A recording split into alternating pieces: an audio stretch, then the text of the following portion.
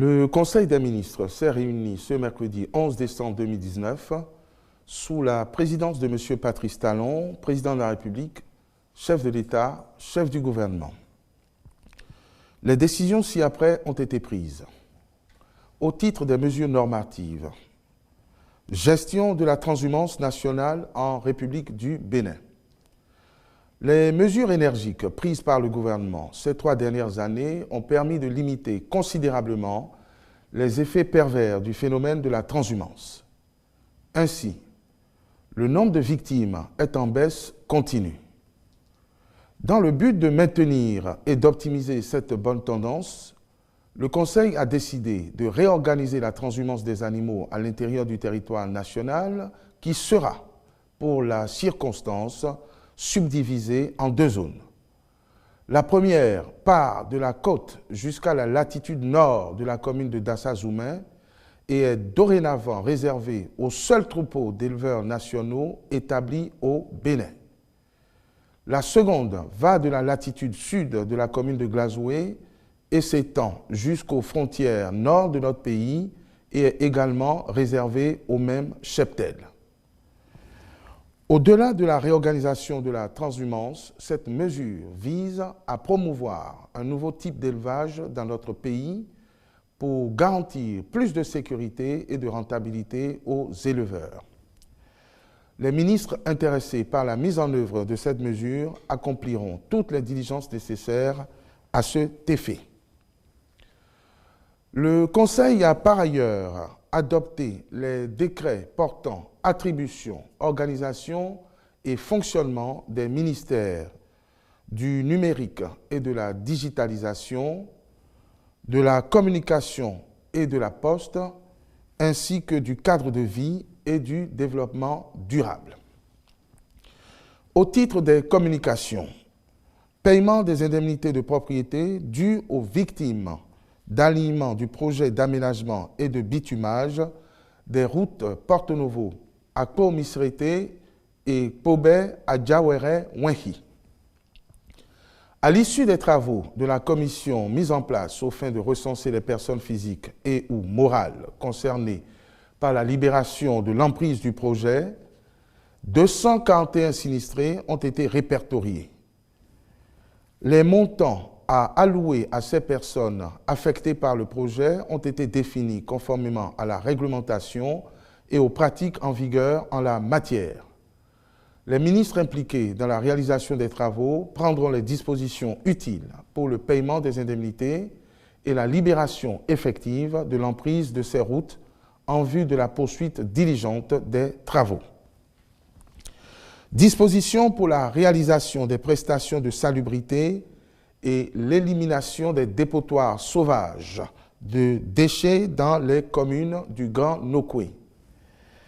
L'appel d'offres lancé à cette fin a conduit à l'attribution de 23 lots sur les 42 constitués.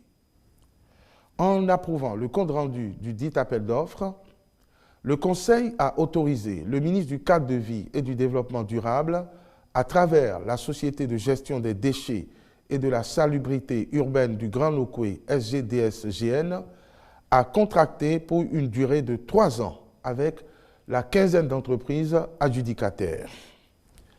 Pour les 19 lots non attribués, le même ministre est autorisé à contracter via la même société avec 19 différentes entreprises pour la même durée de 3 ans. Enfin, et suivant la même démarche, le ministre est autorisé à contracter avec diverses sociétés pour la destruction des dépotoirs sauvages de déchets ménagers dans les villes de Cotonou, Porto Novo, Abomey-Calavi, Ouida et Semek-Podji. Au total, au titre de la salubrité, l'objectif visé est d'assurer une propreté intégrale de ces villes à travers 2 sous-composantes. Le balayage et le désensablement des voies de circulation, le désherbage des abords des voies et des places publiques, puis la destruction des dépôts sauvages de déchets. Par cette opération, il s'agit pour le gouvernement d'assainir le cadre de vie des populations pour le rendre plus agréable et de mettre fin aux désagréments découlant de la mauvaise gestion des déchets ménagers. En somme, la finalité de ces prestations d'envergure est de refondre, en vue de la moderniser, la gestion des déchets dans les grosses agglomérations à travers l'élimination des stigmates du passé et la destruction des dépôts sauvages qui se sont constitués au fil des années.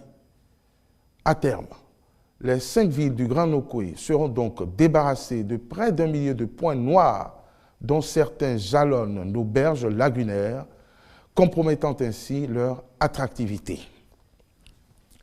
Au titre des mesures individuelles, sur proposition des ministres respectifs, les nominations ci-après ont été prononcées. Au ministère de la Défense nationale, directeur de cabinet, colonel H. Montan Kérékou. Directeur adjoint de cabinet, colonel Sourou Mathias Alizanon. Inspecteur général des armées, colonel Abdoul Baki Sani Bachabi. Inspecteur général adjoint des armées, colonel Fanou Bruno Babi. Inspecteur technique du contrôle opérationnel, colonel Gassin Édouard Agbemado Kponou. Inspecteur technique de l'administration et du personnel, colonel Sabi Bedari Bio Yo.